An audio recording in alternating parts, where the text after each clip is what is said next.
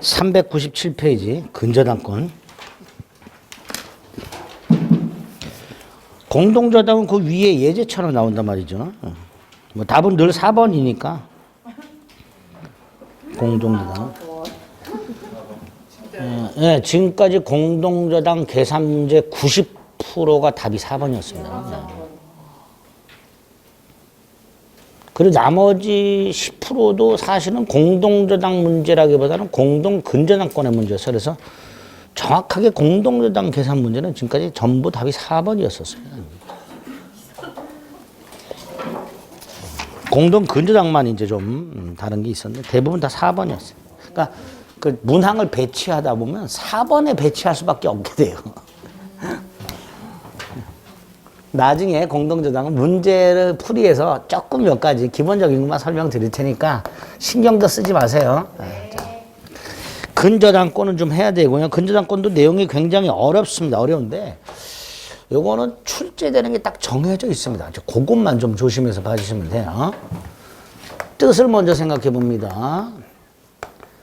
각과 을사에 이런 계약을 한다. 을이 갑에게 A라는 물건을 3개월간 외상 공급하고 3개월 뒤에 정산하기로. 뭐 이런 계약 하죠.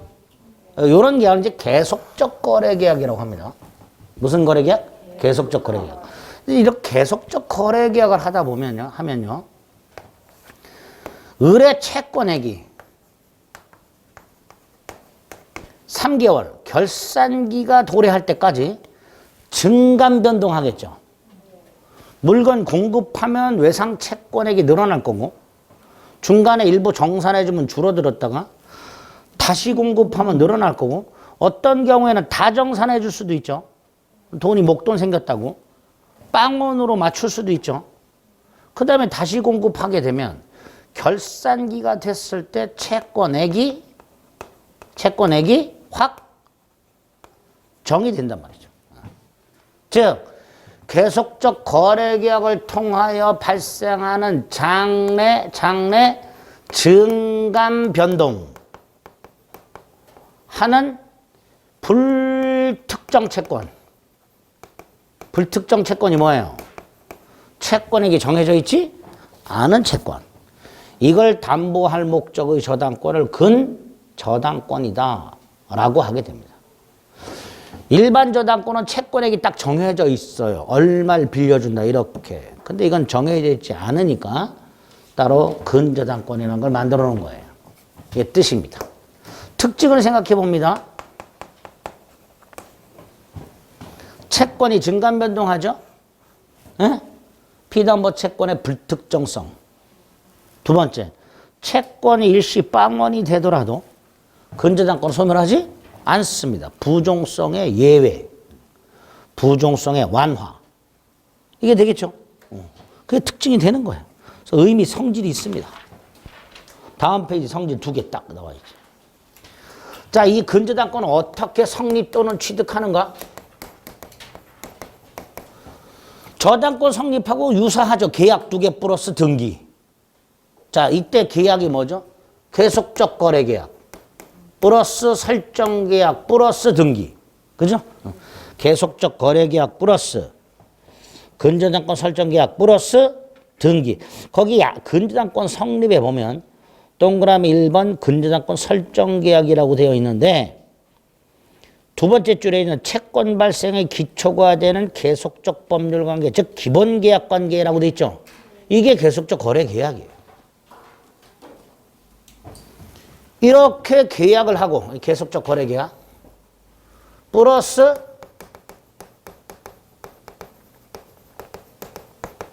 근저당권 설정 계약 플러스 등기.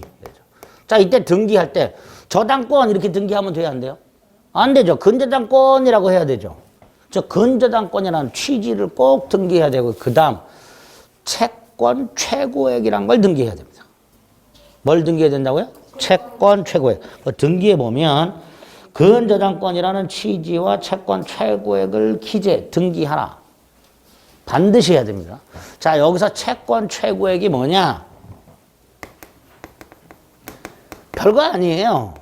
처음에 계약을 하면서 갑이 담보를 제공하고 여기다 근저당권을 설정을 할 텐데 이때 갑과 을은 당연히 나중에 확정되는 금액이 얼마인지를 모르니까 그걸 갑이 안 주면 을은 저 101호를 경매를 넣어서 자신이 후순위 권리자보다 우선 변제 받을 수 있는 한도를 미리 정해놔야 된단 말이죠. 이만큼을 내가 우선 변제 받겠다. 그 우선 변제 한도를 뭐라 한다? 채권 최고액이란다. 우선 변제 한도를. 그러니까 이거 반드시 등기해야 되겠죠.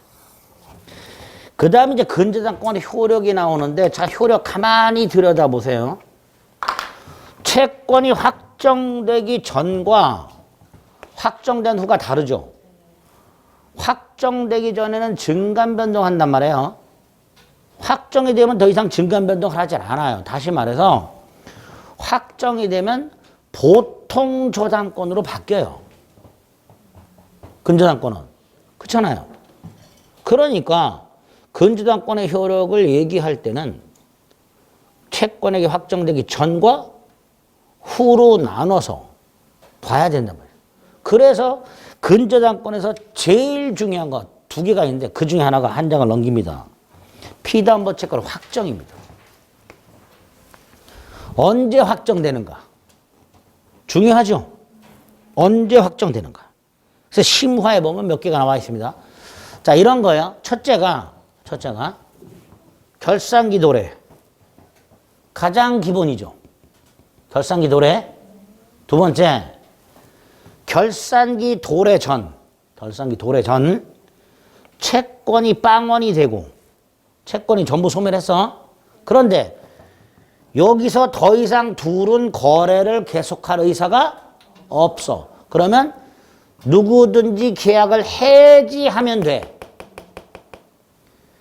계약을 해지하면 채권액이 확정이 돼. 얼마로? 빵원으로. 그죠?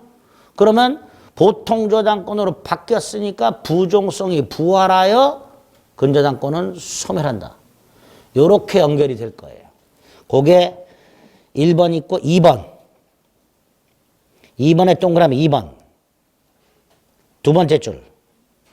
기본거래계약에서 결산기를 정한 경우에 원칙적으로 존속기간에 결산기가 도래한 때 확정되지만 그 다음 그 밑에 줄 채권이 전부 소멸하고 채무자가 더 이상 거래를 계속할 의사가 없는 경우에는 설령 존속기한을 정했다 하더라도 그 기간이 경과하기 전에 그 밑에 계약을 해지하고 그죠?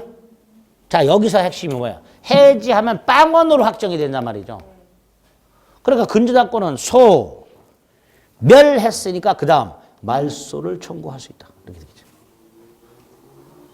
예? 그렇게 연결이 될 겁니다. 반면에 2번에 동그라미 1번. 이거 안 정했어. 이거 안 정했어. 그러면 언제든지 해지. 기간을 정하지 않으면 언제든지 계약을 해지함으로써 계약이 채권에게 확정이 됩니다.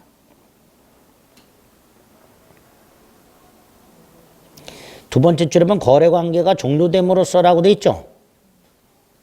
위에 2번에 동그라미 1번 존속기간 약정이 없는 근저당권의 설정. 그런데 거래관계가 종료됨이라고 돼 있죠. 그 거래관계가 종료됨이 뭐예요? 해지. 계약 해지.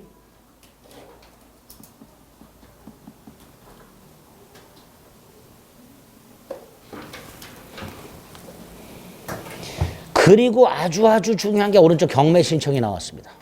두 가지. 근저당권자가 스스로 경매 신청한 경우와 후순위 권리자가 경매를 신청한 경우로 나누어서 근저당권자가 경매를 신청했을 때는 신청 시에 후순위 권리자가 경매를 신청했을 때는 경락대금 완납한 때 반드시 기억해 두셔야 됩니다. 됐죠? 자, 이렇게 확정이 돼. 자, 확정이 됐어요. 돌아갑니다. 확정이 됐을 때 만약에 확정된 걸 갑이 갚지 않으면 목적으로 경매 넣겠죠. 그럼 경매 대가부터 얘는 무엇을 얼마까지 우선 변제받는가 피담보 채권의 범위. 우리 아까 저당권에서 봤던 원본이자 위약금 채무불이행 손해배상 저당권 실행비용 이렇게 있었죠. 그중에 저당권 실행비용은 빠져요. 판례가 안 된대. 저당권 실행비용은 최고액에 포함하지 않는다. 두 번째 지연배상은 1년분에 하나지 않는다. 최고액의 한도에 포함되는 한 1년분에 하나지 않는다. 그래서 은행들이 돈을 빌려주면서 일반 저당권이 아니라 근저당권을 설정하는 거예요. 1억을 빌려주면서 채무자가 돈을 갚지 않으면 경매를 한다? 2년 정도 걸려요. 그럼 그 2년 정도에 통해서 발생하는 연체이자를 감안해서 빌려준 돈 플러스 한 30% 정도 업해서 최고액을 정하는 거예요. 지연배상 때문에. 399페이지 3번에 동그라미 1번 기업 A, B 여기까지 했죠? 그 다음 확정된 채권액이 최고액을 1억으로 정해놨는데 확정된 채권액이 1억 3천. 그럴 때 채무자 얼마를 을에게 줘야 돼요? 3달 딱 돼서 결산을 했더니 채권액이 1억 3천이야. 근데 미리 채권 최고액은 1억으로 정해놨어. 자, 갑, 을에게 얼마 줘야 돼요? 다 줘야 되죠. 갑은. 그죠? 그래서 채권 최고액이란 채무자가 채권자에게 갚아야 할 변제 책임의 한도가 아니다. 우선 변제 한도가 되는 거죠. 경매 대가로부터 우선 변제 받는 한도를 의미한다. 채무자는 다 갚아야 근저당의 맞소를 청구할 수 있다. 반면에 이 101호가 부인 정소유 물상보증인 네? 중간에 정한테 팔았어. 제3취득자. 물상보증인이나 제3취득자는 채무자가 아니지요. 그러니까 여기까지만 갚아도 된다. 채무자는 다 갚아나 채무자가 아닌 물상보증인이나 제3취득자는 최고액까지만 변제하면 근저당 소멸을 청구할 수 있다. 그것도 아주 중요합니다. 밑에 C 판례 C와 판례 그 판례본 뭐라고 돼 있어요? 채권 최고액은 책임의 한도가 아니라 우선 변제 한도를 의미한다고 돼 있죠. 책임의 한도가 무슨 뜻이에요? 채무자가 갚아야 할 책임의 한도를 말합니다. 그거 아니라 말이죠. 채무자는 다 갚으라 말이죠. 그런 의미. 됐지요? 그 다음, 자, 다시 400페이지로 가서 위에 동그라미 2번. 피담보 채권은 확정이라고 돼 있죠? 자, 확정된 후에, 얘가 3개월 결산기가 도래한 후에 또 물건을 공급해서, 즉, 확정 후 새로운 원본 채권이 생겼어. 이건 담보된다, 안 된다? 당연히 안 되죠. 확정 이후에 발생한 새로운 채권. 근저당권에서 우선 변제 받을 수 있다, 없다? 당연히 없죠. 세 번째 줄. 따라서 피담보 채권이 확정된 후 원본 채권액이 증가하더라도 무슨 뜻이에요? 추가적으로 을이 물건을 공급하여 새로운 채권이 생겼다 하더라도 이건 담보되지 않는다. 문제는 기존에 채권이 있었어요. 원본 채권이 확정 후에 이 원본 채권에 이자나 연체이자가 붙어요.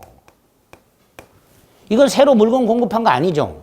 그러니까 확정 전 발생한 원본 채권에 관하여 확정 이후 붙게 되는 이자나 지연배상은 최고액의 범위 내에 있다면 우선 변제 받을 수 있다. 담보할 수 있다. 이렇게 되겠죠.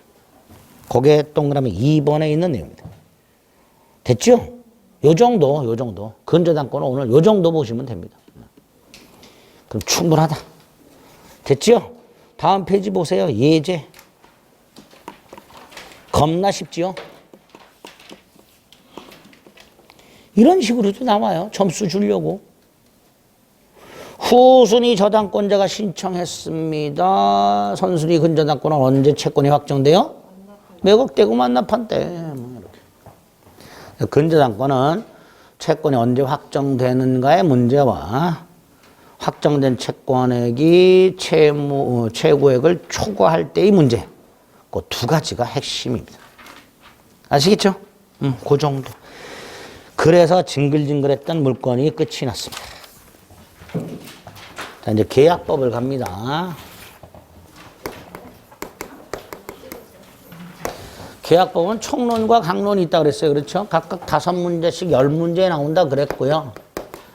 강론은 매매교환 임대차가 나온다 그랬습니다.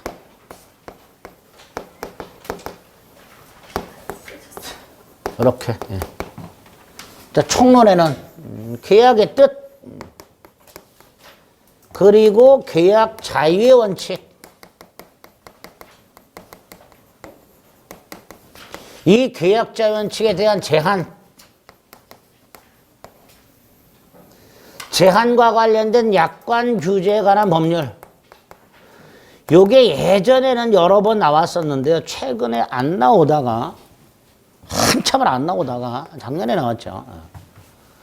당분간 또 안 나올 텐데요. 다만 이 약관규제법 내용 중에서 한두 개 정도는 또 추가적으로 지문이 출제될 수는 있습니다. 약관규제법 자체를 물어보지는 않겠지만 그 지문이 나올 수 있는 여지는 아직 있습니다. 그러니까 그거 몇 가지 정리할 겁니다. 그럼 계약의 종류가 어떤 건지 이제 구별 좀 하셔야 되고요. 중요한 게 계약의 성립이죠. 계약의 체결이라고 하는데요. 계약은 어떤 과정을 통하여 성립하는가? 계약 성립의 모습이 나오게 되고요. 기본적으로 청약과 승낙의 의사가 합치하여 성립하는 걸 기본으로 하여 승낙이 없이 계약이 성립하는 의사, 실현에 의한 계약 성립과 교차, 청약에 의한 계약 성립이 나오게 됩니다. 이렇게. 여기에 조문이 8개가 있다 그랬죠. 요거 아주 잘 나오는 조문이니까 암기하셔야 됩니다. 527조부터 534조까지. 늘 암기하라고 그러는데 늘 안 외우시죠. 안 외운 건 아니고요. 외웠는데 까먹었죠. 늘 까먹습니다. 그 다음 계약은 성립했어요. 그런데 목적 달성이 원시적 불능이야. 그럼 계약은 무효죠. 여기서 손해배상 책임이 하나 생깁니다. 535조 계약 체결상의 과실 책임이라고. 요런 게 뭘까?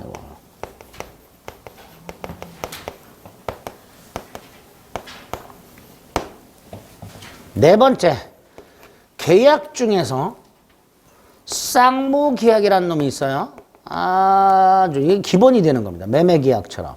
요 쌍무계약의 효력이라고요. 2가지 제도가 나옵니다. 동시 이행의 항변권과 위험 부담이라는 제도.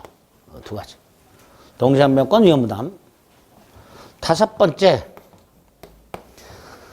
쌍무계약, 예컨대 매매계약 따위를 체결하게 되면 당연히 계약 당사자에게 채권 채무가 생깁니다. 그런데 계약 당사자가 아닌 제3자에게 권리가 생기는 게 있습니다. 제3자를 위한 계약이라고. 마지막으로 계약의 해지가 나오게 됩니다. 계약의 해지. 5문제 나온다 그랬죠? 보통 나오는 게 뭐 계약 성립 모습 주로 요거 하나 나올 거고요. 동시항변권, 제3자를 위한 계약, 계약의 해제. 일단 4개. 그리고 최근에 요게 또 거의 매년 출제가 됩니다. 그럼 5개가 되죠. 그리고 2년 전에는 미친 개또라이가 들어가서 이거 2문제 내고 뭐 이런 것도 내고 7문제를 낸 경우도 있어요. 총론에서만. 보통 5문제가 나오고 요 정도에서 출제가 된다라고 생각하시면 됩니다. 그러니까 제도가 어떤 게 있는지 보는 게 주로 계약 총론의 내용이다. 412페이지에 가면 계약의 뜻이 나와 있고 그 뜻 중에서 협의의 계약이 우리가 보는 계약입니다. 즉 청약이라는 의사표시와 승낙이라는 의사표시가 합치가 됨으로써 양당사자에게 채권과 채무를 발생케 하는 법률 행위, 요거를 계약이라고 합니다. 그 계약은 계약 자유연칙이라고 오른쪽 4가지가 존재합니다. 계약 체결 여부.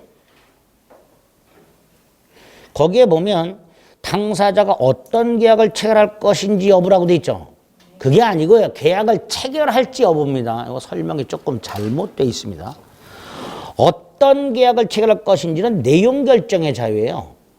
그러니까 계약 체결의 자유란 계약을 체결할지 여부, 계약을 할지 말지 여부를 말합니다. 두 번째, 체결한다면 누구하고 할 것인가? 상대방 선택. 어떤 내용으로 할 것인가? 물건을 살까? 빌릴까? 뭐 이런 거. 계약의 방식, 구두로 할까? 계약서를 쓸까? 자필로 쓸까? 워드를 칠까? 아니면 인터넷에 떠돌아다니는 표준계약서를 다운받아서 쓸까? 방식의 자유. 이렇게 총 4가지 자유. 계약 체결 여부, 상대방 선택, 내용 결정, 방식. 그리고 이 계약 자유원칙은 무제한 인정되는 게 아니라 제한이 된다가 있죠. 그 제한 중에서 동그라미 3번. 내용 결정의 자유 제한. 민법 총칙했던 반사유질성 의무요, 불공정한 행무. 이게 내용 결정의 자유를 제한하는 대표적인 규정이고요. 그 다음 약관 규제에 관한 법률이 나오게 됩니다. 다른 건 볼 필요 없고요. 415페이지에 가면 약관에 의한 계약이라고 나와 있습니다. 이 약관규제법은 계약 자유의 원칙 중에서 내용 결정의 자유를 제한하는 거라 그랬어요. 그죠? 내용 결정의 자유. 자, 이게 왜 내용 결정의 자유를 제한하는 거냐? 약관규제법에서 약관의 뜻을 설명하고 있습니다. 뭐라고 해놨냐? 명칭을 불문하고 뭐 회칙이 됐든 뭐가 됐든 명칭을 불문하고 계약의 일방 당사자가 장차 다수의 상대방과 계약을 체결하기 위하여 미리 일방적으로 작성해 둔 그 계약의 내용, 이게 약관의 뜻이에요. 보험약관 생각해 보세요. 보험회사가 다수의 보험계약자와 보험계약을 체결하기 위하여 미리 일방적으로 마련해 둔 보험계약의 내용, 이게 보험약관이죠. 이게 보험약관. 그런데 이 약관은 보험회사가 일방적으로 작성한단 말이죠. 그러니까 규제가 필요하단 말이지. 그래서 마련된 게 약관규제법이란 말이지. 그러니까 약관규제법에서는 어떻게 규제하는가? 이게 나오겠죠. 그죠? 2단계로 규제합니다. 첫째가 편입통제라고, 편입이라는 것은 약관이 계약령에 포함되는 걸 말합니다. 여기서 약관규제법은 약관이 무조건 계약 내용에 포함되는 게 아니고 작성자가 상대방에게 약관을 명확하게 제시하고 중요한 조항은 설명까지 하도록 하고 있습니다. 즉 약관 작성자가 약관을 명시 설명해야 계약 내용에 포함이 됩니다. 이걸 편입 통제라고 합니다. 여기서 몇 가지? 첫째, 모든 약관을 다 명설명해야 되는 것은 아니고요. 당사자가 충분히 예상 가능한 조항들 또는 법에 있는 규정을 약관에 그대로 컨트롤 C, 컨트롤 V한 조항들, 부연 반복하는 조항들 이런 것들은 굳이 명설명할 필요가 없다. 또 하나는 명설명을 해야 되는지 안 했을 때 당연히 작성자는 계약 내용으로 주장할 수가 없어요. 그런데 상대방이 계약 내용으로 주장하는 건 괜찮대. 예를 들어서 보험회사가 자기한테 불리한 걸 명설명 안 했어. 그럼 계약 내용이 아닐 거 아니에요. 그런데 얘는 주장할 수 있다고 말이죠. 세 번째, 명시 설명한 약관 조항과는 다른 별개의 약정할 수 있는가? 개별 약정이라 합니다. 할 수 있다. 그리고 개별 약정을 하게 되면 당연히 그 조항보다는 개별 약정이 우선할 것이며 당연히 개별 약정에는 약관규제법이 적용된다 안 된다? 안 된다 이렇게 되겠죠.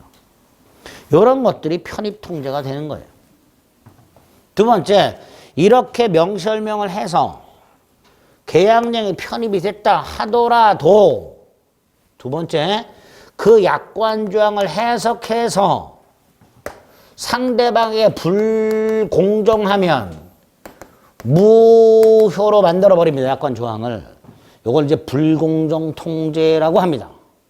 이때 약관을 해석하는 방법 몇 가지가 나오는데 두 개 암기. 객관적 통일적 해석의 원칙. 당연하죠. 계약 당사자마다 해석이 달라지면 된다 안 된다? 안 되지. 객관적 통일적 해석. 두 번째, 애매할 때는 작성자에게 최대한 불이익하게 상대방에게 최대한 이익이 되게 해석해라. 불분명할 때는 누구에게 불리하게? 작성자에게 불리하게 해석하라. 이런 해석 방법을 통해서 약관을 해석했더니 불공정 조항이 나왔어. 그럼 그 조항은 무효가 된다 그랬죠. 여기서 이런 또 문제가 생기죠. 효과. 계약 속에 약관이 들어갔죠. 그 약관 속에 특정 조항이 무효가 됐죠. 일부 무효죠. 민법 137조를 적용하면 전부 무효가 돼버리죠. 그러니까 반대 규정을 두고 있다. 조항만 무효를 원칙으로 한다. 즉 137조와는 반대 규정을 두고 있습니다. 일부 무효 법리의 특칙을 규정하고 있습니다. 그 특정 조항만 무효가 되는 게 원칙이고 계약은 나머지 부분만으로 유효하게 존속한다. 이게 원칙. 마지막. 편입도 됐고 해석을 했더니 불공정하질 않아. 그럼 계약령에 포함이 된 거고 당사자는 약관 규제에 관한 그 조항을 지켜야 되죠. 준수해야 되죠. 그걸 약관의 구속력이라고 해요. 자, 이때 이걸 왜 지켜야 되는가? 근거. 학자들 중에는 약관이라는 게 국가가 만든 법조문 형식으로 되어 있다는 이유로 약관을 보면요. 제1조, 제2조, 제3조 이따위로 만들어 놨어요. 그러니까 형식 자체가 법 형식으로 되어 있어. 그러니까 약관도 법이다. 법이니까 지켜야 한다. 이따위 얘기하는 사람들이 있어요. 그런데 우리 대법원 개소리 하지 마라. 합의했기 때문에 지키는 거지. 약관이 법 규범의 성질을 갖고 있기 때문에 지켜야 되는 게 아니고 당사자가 계약 내용에 포함하기로 합의했기 때문에 지켜져야 한다. 이런 것들이 시험으로 나온 적이 있습니다. 자, 415페이지. 2번에 동그라미 1번. 약관의 구속력 동그라미 1번. 동그라미 2번. 명설명모 있죠? 거기 명설명의 약관 규제에 관한 법률 동그라미 2번. 동그라미 3번. 2항 3항. 다음에 넘어갑니다. 세 번째 줄 명시어 명의무가 면제되는 거 기역, 니은. 약관의 해석에 기역, 니은, 디귿. 불공정 조항 무효라 그랬죠? 오른쪽 밑에 동그라미 5번. 일부 무효 법칙의 특칙. 그 정도. 그 정도. 됐죠? 그 정도. 자, 두 번째 계약의 종류가 나왔습니다. 계약의 종류 중에 첫 번째 나온 게 전형계약, 비전형계약이라고 되는데 전형계약은 민법에 있는 거. 민법에 규정되어 있는 거. 비전형은 뭐 공인중개사법에 있는 중개계약처럼 민법에 없는 거. 이런 게 비전형. 다음 페이지 쌍무편무가 나왔습니다. 자, 쌍무편무는 계약을 체결했을 때 매매처럼 양당사자에게 채권 채무가 생기는 게 쌍무. 반면에 계약을 체결했을 때 증여계약처럼 어느 일방에게만 채무가 생기는 게 편무. 이렇게 되죠. 매매계약을 하면 매도인은 소유권 이전 채무, 매수인은 대금지급 채무, 쌍무. 반면에 증여했다, 갑이 을에게 물건을 주기로 했다, 갑만 채무가 생긴다. 이런 걸 편무 이렇게 부릅니다. 쌍무, 편무.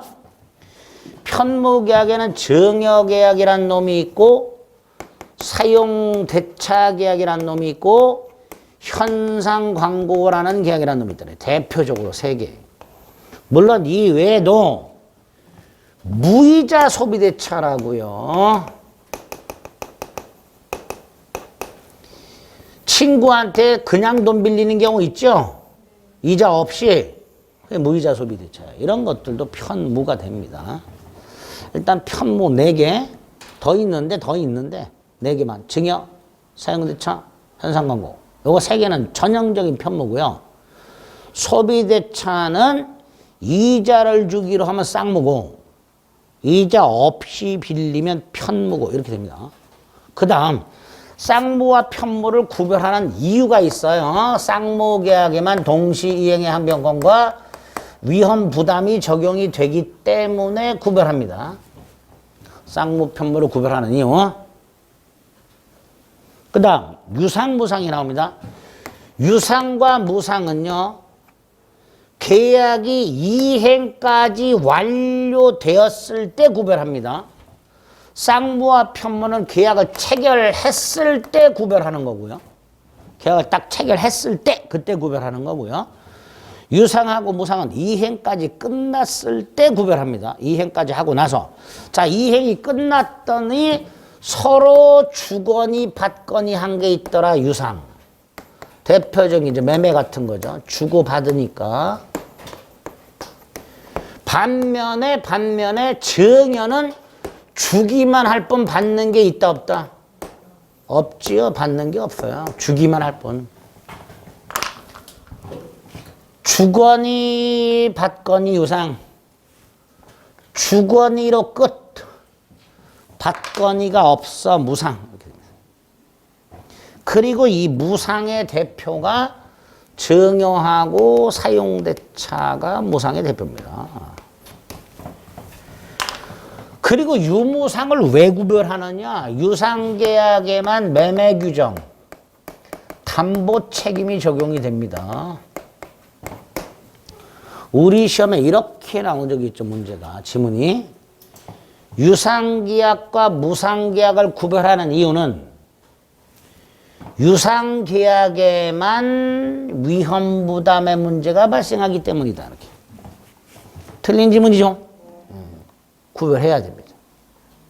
아마 오늘 지문에 있을 거예요. 오늘 OX 지문에. 없나? 있을 것 같은데. 있잖아. 4번에 4번. 구별해야 돼요. 자, 이렇게 구별하고 나서 쌍무, 편무와 유상, 무상을 구별해야 돼요. 이렇게. 계약을 쌍무와 편무로 나눴을 때 편무 대표 선수가 증여와 사용대차와 현상광고가 되는데 이걸 다시 유상무상으로 나누면 유상은 모든 쌍무 더하기 현상광고가 유상이 되고요. 증여 사용대차가 무상이 됩니다. 그래서 쌍무는 전부 유상이 되지만 유상이 전부 쌍무인 것은 아니다. 이렇게 얘기하게 됩니다. 헷갈리니까 정확하게 숙지하셔야 됩니다. 됐죠? 그 다음에 오른쪽에 보면 이제 낙성과 요물이 있는데 낙성은 약속만으로 매매 계약을 하면서 언제까지 소유권을 넘겨줄게. 그러면 상대방은 그래 그럼 그때까지 나도 대금을 줄게. 이렇게 약속, 청약과 승낙만으로 성립하는 걸 낙성계약이라고 하고요.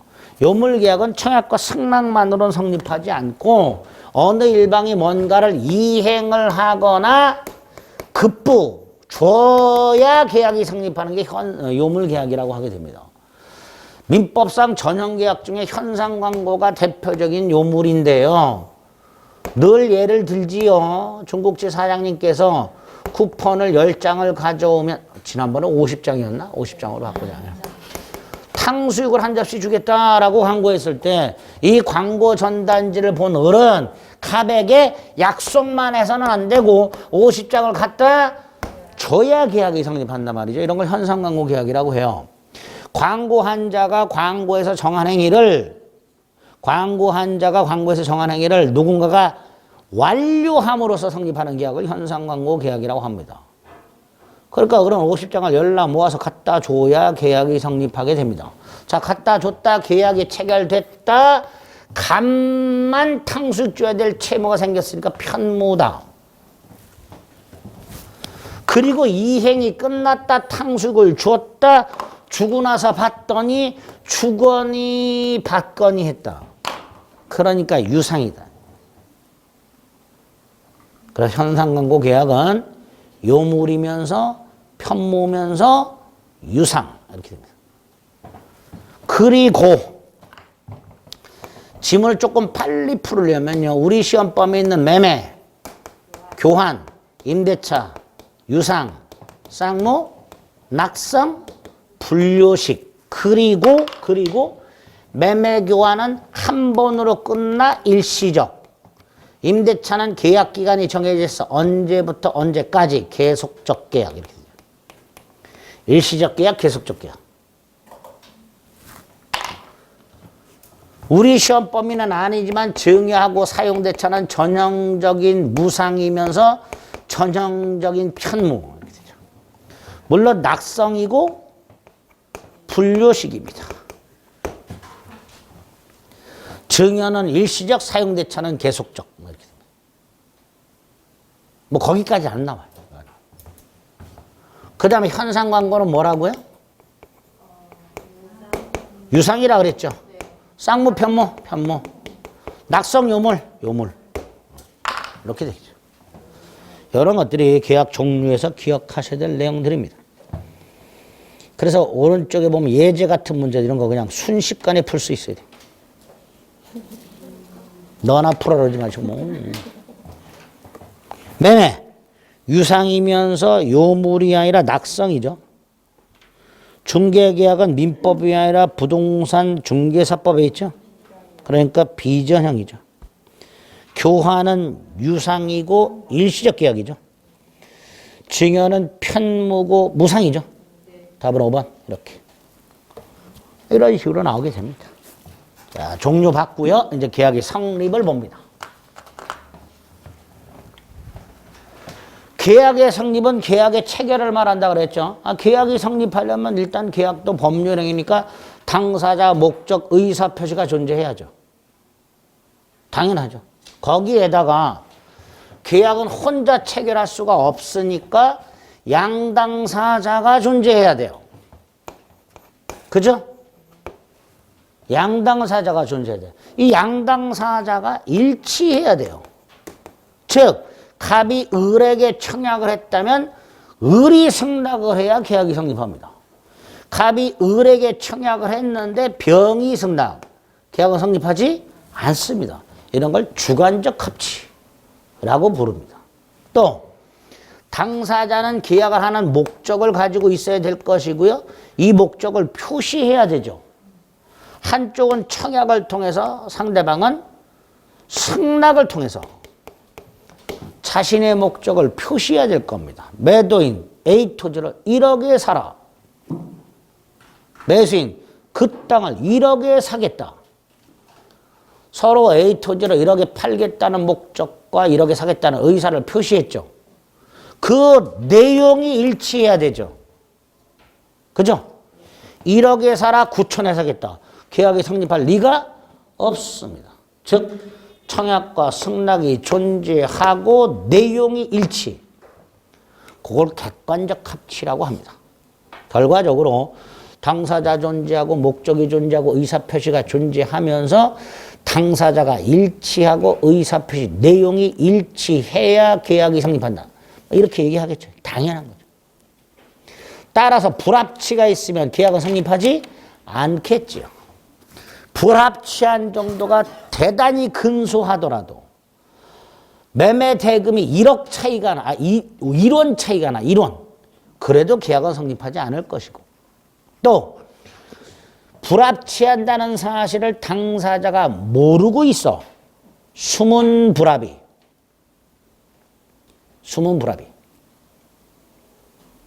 이런 경우도 계약은 성립하지 않게 됩니다. 그렇죠? 그렇게. 자, 그리고 나서 이제 청약과 승낙이 나옵니다. 청약과 승낙의 의사합치한 계약이 성립. 자, 먼저 청약은 계약을 요청하는 거죠. 그죠?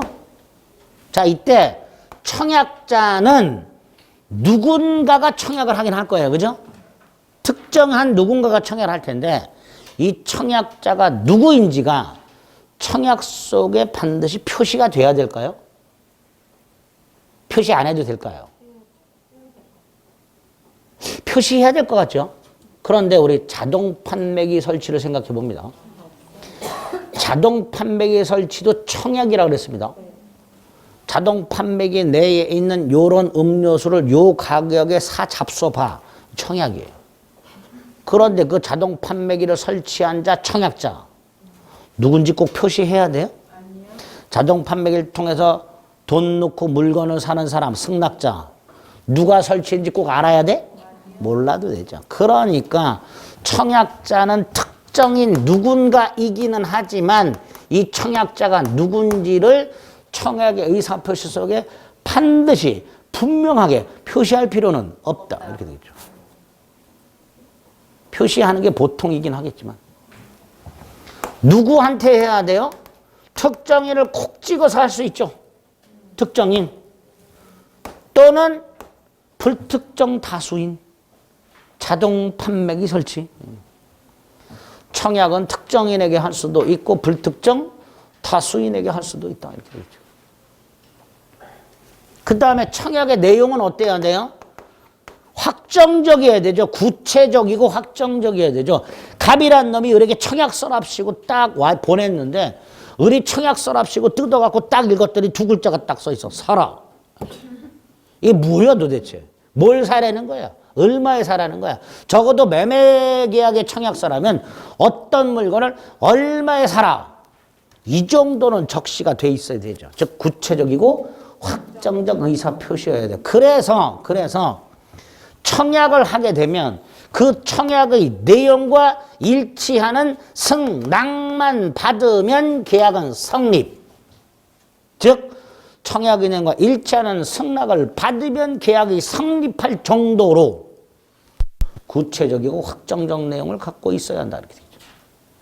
그래서 뭐하고는 구별하자? 청약의 유인.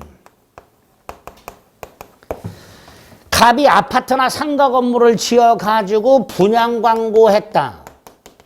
이거를 청약이라고 하게 되면 나 사겠다가 승낙이 되겠죠.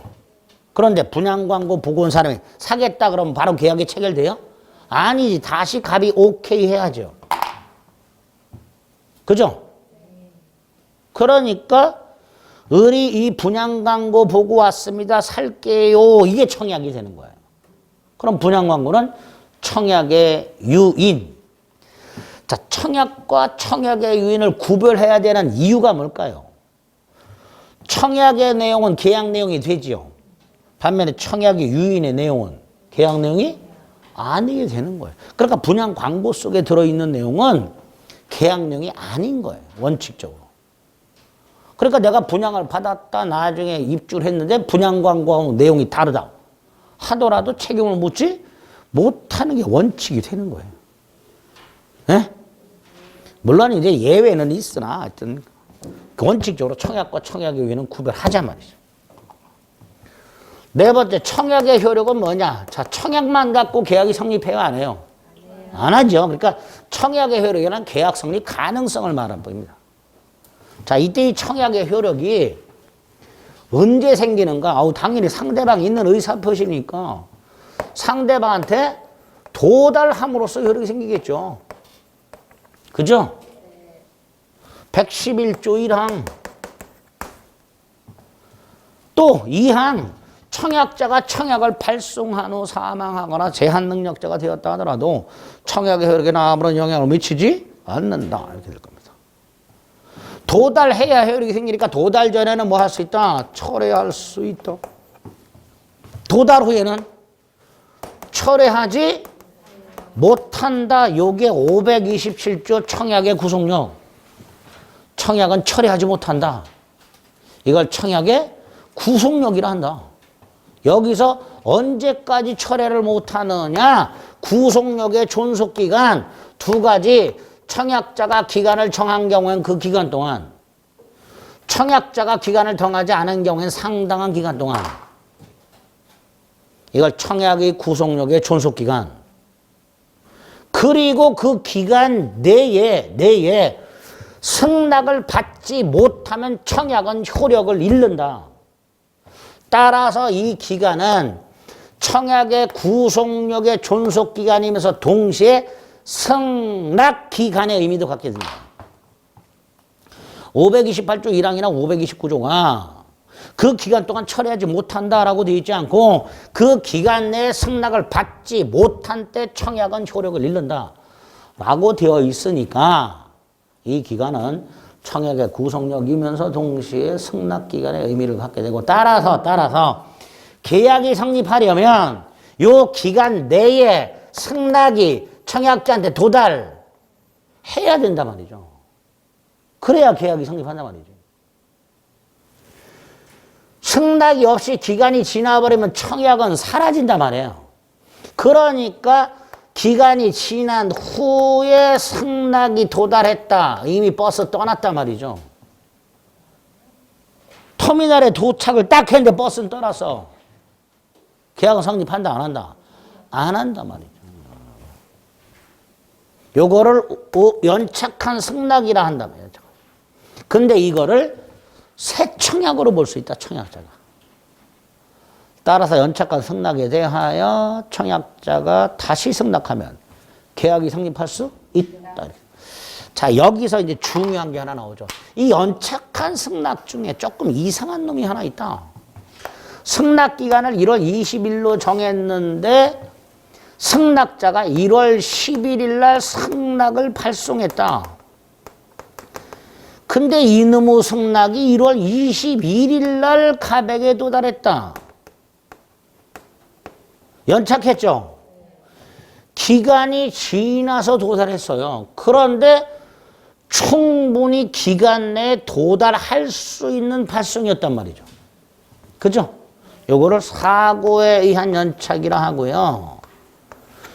요 경우에는 승낙을 발송한 을은 이게 연착했다는 사실을 까맣게 모르겠죠. 그러니까 청약자가 승낙자에게 승낙이 연착했다는 사실을 통지를 해주거나 아니면 승낙자한테 연락을 해서 야, 네가 11일 날 보냈다는 승낙서가 아직 도착 안 했다. 늦어지고 있다. 지연 통지를 발송하거나 어찌됐건 통지를 해주란 말이지. 통지를 하면 이 승낙은 연착한 거고 따라서 계약은 성립하지 않은 거고 통지를 해주면 갑이 통지를 안 하면 승낙은 연착이 아니고 따라서 계약은 성립한단 말이죠. 이렇게 해놨단 말이죠. 일반적인 연착과는 달리 사고의 연착은 이렇게 만들어놨단 말이에요. 청약자가 통지를 해주도록. 예? 승낙. 계약을 수락하는 의사표시. 누가 승낙해야 돼요? 청약 수령자가. 근데 이 청약을 수령한 사람은 승낙 의무가 있다 없다? 없지. 계약자 원칙상. 회답 의무. 회답 의무도 없지. 지하철에 앉아있는데 물건 사라고 무릎에 올려놨어. 사야 돼? 안 사겠다고 말해야 돼? 가만히 있어도 가져가죠. 승낙 의무도 없고 회답 의무도 없단 말이죠. 그러니까 청약자가 청약을 하면서 언제까지 회답을 해달라. 회답이 없으면 승낙으로 간주하겠다. 그런 걸 내가 받았어. 어떻게 하면 돼요? 개무시하면 되죠. 네? 회답이 없더라도 계약은 성립하지 않는다. 이렇게 될 거예요. 자, 승낙을 하려면 누구한테 해야 돼요? 당연히 특정한 청약자한테 해야 되죠. 불특정 다수인에게 승낙한다는 건 있을 수가 없습니다. 그래서 청약은 특정인에게 할 수도 있고 불특정 다수인에게 할 수도 있지만 승낙은 반드시 특정한 청약자에게 하라 이렇게 되어 있죠.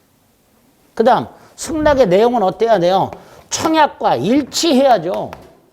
그렇잖아요. 그러니까 청약을 변경해서 승낙을 하거나 청약을 받은 걸 변경해서 승낙을 하거나 청약에다 조건을 붙여서 승낙을 했다. 계약은 성립하지 않겠지. 대신 이거를 청약자가 새 청약으로 본다. 변경을 하거나 조건을 붙여서 승낙을 했을 때는 청약 거절과 동시에 새 청약으로 본다. 이렇게 되겠죠. 승낙의 효력. 아까 청약의 효력은 계약 성립 가능성이고요. 승낙의 효력은 계약 성립이죠. 자, 여기서 승낙의 효력은 언제 발생하는가? 즉 계약은 언제 성립하는가? 원칙이 언제 성립해요? 기간 내 청약자한테 도달한 때. 그죠? 승낙도 상대방이 있는 의사표시니까 승낙이 청약자한테 도달을 해야 돼.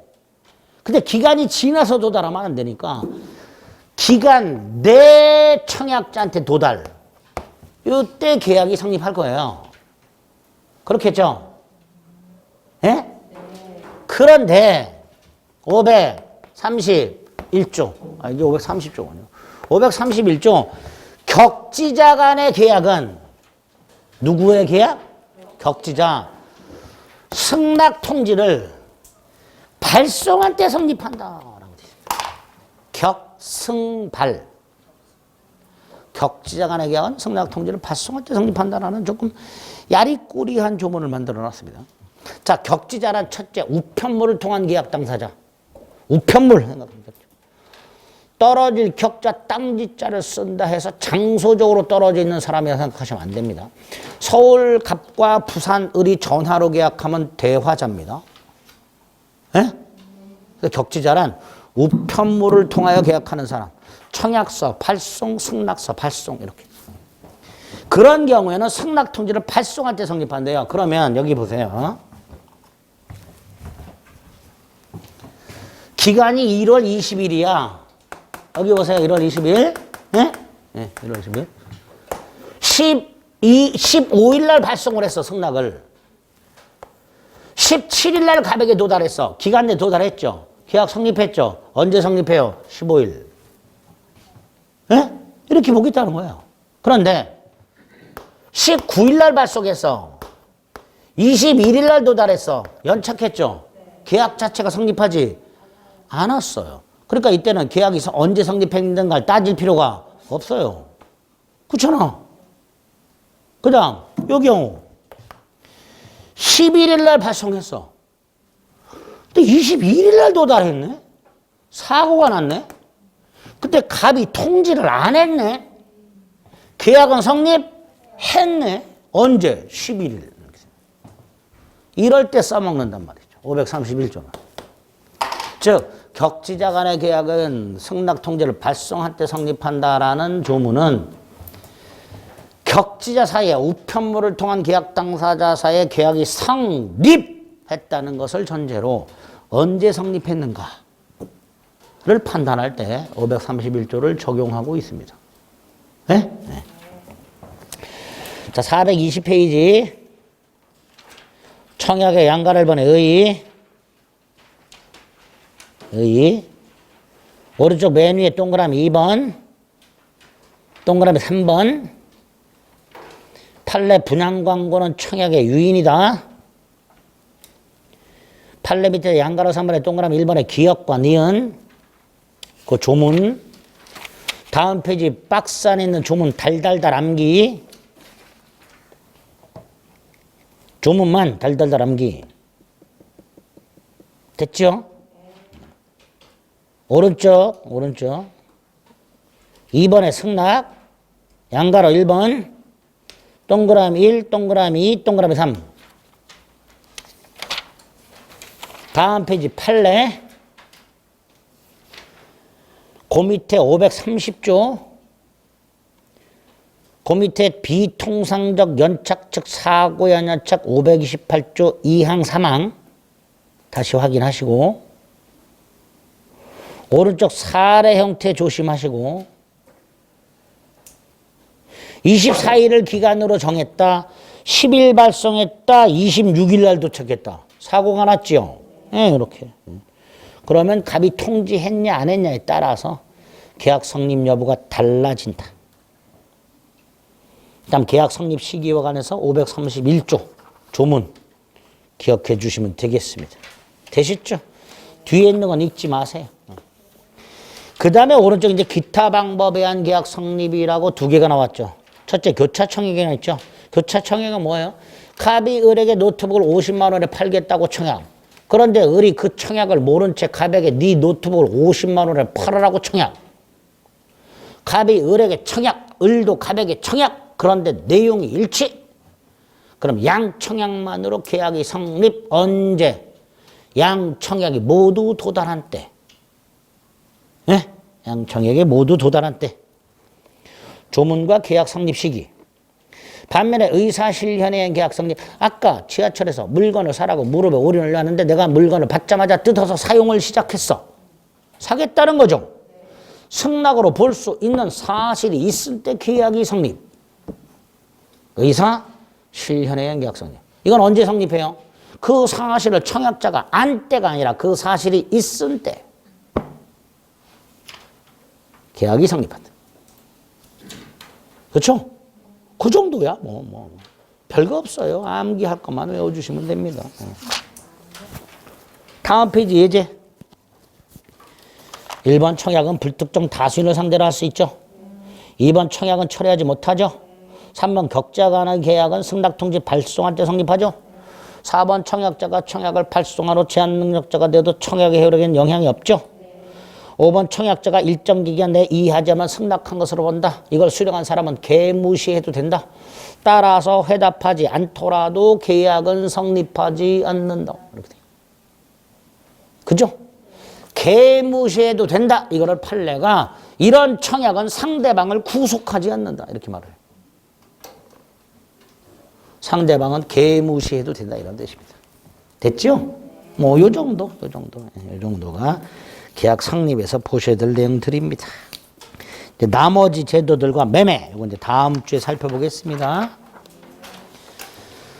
자, 오늘 문제.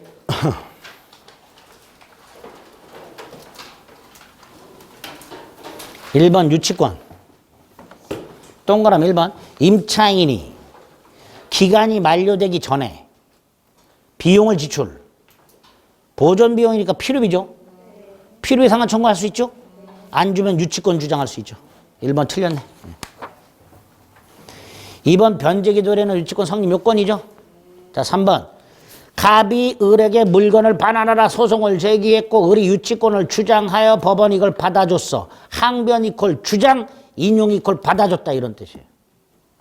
그럼 법원은 무슨 판결한다고?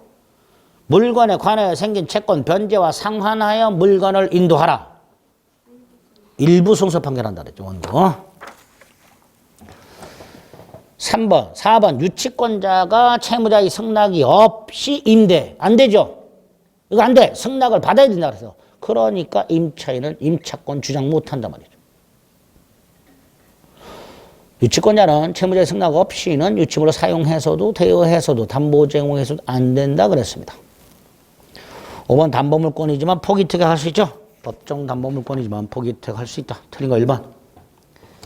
2번에 1번 장래 채권 저당권의 피담보 채권이 될 수 있다. 2번 물상대위권 행사를 위한 압류는 꼭 저당권자에 의한 경우에 한하는 것은 아니다. 다른 사람이 압류해도 된다. 3번 저당부동산 지상권 취득한 제3취득자도 변제하고 소멸 청구할 수 있다. 4번 여기 보세요. 갑소유 건물이 있었고요. 저당권이 있었어요. 을이 증축을 합니다. 을의 돈으로. 그리고 증축 부분을 부합시켜요. 그리고 을은 이 비용만큼의 비율로 전체 건물의 공유 지분권을 취득했어요. 공유 지분권, 공유죠. 소유권이죠. 저당권이 설정된 건물에 대하여 소유권을 취득한 제3취득자가 된 거예요. 경매가 됐네? 비용 우선 상환권이 있다 그랬죠. 요거 증축 비용. 경매 대가에서 우선 상환 받을 수 있느냐의 문제가 생겼습니다. 받을 수 있다 없다? 없다. 왜 없냐? 제3취득자가 되기 전에 지출한 비용이지 않냐. 저당부동산 제3취득자가 경매대가로부터 우선 상환 받을 수 있는 비용이란 제3취득자가 된 후에 목적물에 지출한 비용에 한한단 말이죠. 그러니까 4번 안 된다. 5번 일괄경매권. 저당권이 설정된 나대지의 건물이 축조됐다. 일괄경매됐다. 건물경매대가에서는 우선 변제 받을 수가 없다. 없다. 3번에 1번이 근저당권의 뜻이고요. 자, 2번이 뭐예요? 아까 뭐라 했어요? 채무가 증감 변동하고 있다. 채권 채무가 소멸하더라도 근저당권은 소멸하지 않는다. 그거죠. 이 3번이죠. 그 2번. 3번 존속기간은 반드시 등기해야 돼요? 아니지. 3번 틀렸죠. 반면에 4번 채권 최고액은 반드시 등기해야 된다 그랬고요. 5번은 후순위 권리자가 경매를 신청했죠? 언제 확정돼요? 경락대금 완납한 때. 완납한 때. 틀린 거 3번. 4번에 1번 민법상 유상계약은 모두 쌍무다. 반대죠? 쌍무가 전부 유상이죠. 2번 사용대차는 편무. 3번 교환계약에는 매매 규정을 준용. 3번이 답. 4번 유무상을 구별하는 이유는 유상계약에 한하여 위험부담이 아니라 담보책임의 문제가 생기기 때문에. 5번 매매계약의 목적물이나 임대차계약의 목적물은 반드시 매도인 소유, 임대인 소유일 필요가 없지요. 타인물건 매매, 타인물건 임대차 다 유효. 5번 1. 청약은 구체적이고 확정적이어야 되죠. 2. 청약에 대해 조건 붙였다. 청약 거절과 동시에 새 청약으로 본다. 3번 목적물 인도 전 매수인이 대금을 전부 지급했네. 그럼 과실은 매수인이 수취. 자, 4번을 봅니다. 승낙기간을요 1월 20일로 정했어요. 그런데 을이요 15일 날 승낙하는 걸 거절해버렸어요. 나 안 사 그랬어요.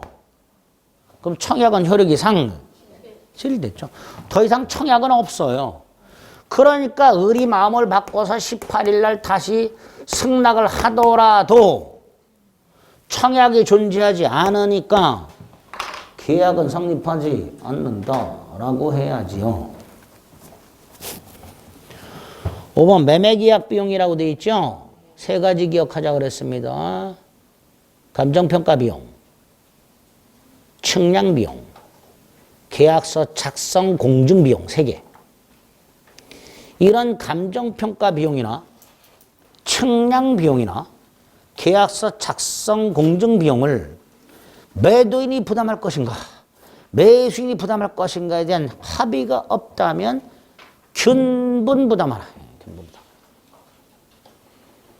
다음 주에 이제 매매까지 보게 되면 이런 문제는 충분히 또 풀 수 있게 됩니다. 됐죠? 네, 오늘 계약 총론 계약의 성립까지 말씀을 드렸습니다. 여기까지 하겠습니다. 수고하셨습니다.